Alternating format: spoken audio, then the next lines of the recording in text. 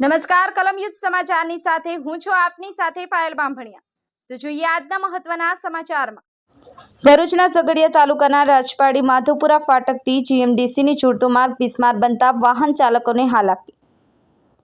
ભરૂચ જિલ્લાના ઝઘડિયા તાલુકામાં માધવપુરા ફાટકથી જીએમડીસીની છૂટતો માર્ગ બિસ્માર બનતા વાહન ચાલકોને હાલાકી વેઠવાનો વારો આવ્યો છે।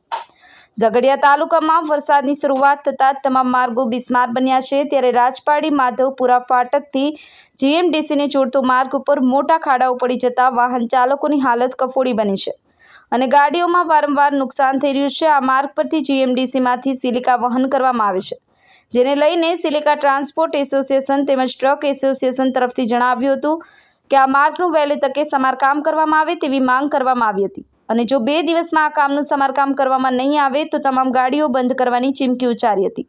સફીક બાપુ, કલમ યુદ્ધ સમાચાર, આમોદ।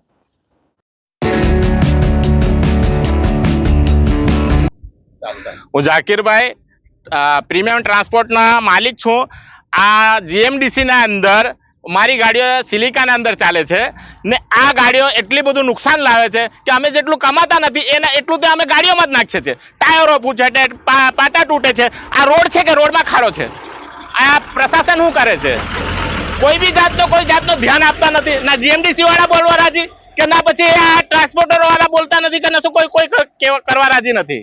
તો પીડબ્લ્યુ વાળા કહે છે કે જિલ્લા પંચાયતમાં જાઓ, જિલ્લા પંચાયત વાળા કે પીડબ્લ્યુમાં જાઓ। કોના પાસે જવું અને કોના પાસે ન્યાય માંગવું? માટે તાત્કાલિક આ રસ્તો બનાવે, નહીં તો અમે જેટલા બી સિલિકા એસોસિએશન વાળા છે કે સિલિકા ટ્રાન્સપોર્ટ વાળા છે બધા બંધ કરી દઈશું અને ગાડીઓ બિલકુલ બંધ કરીશું।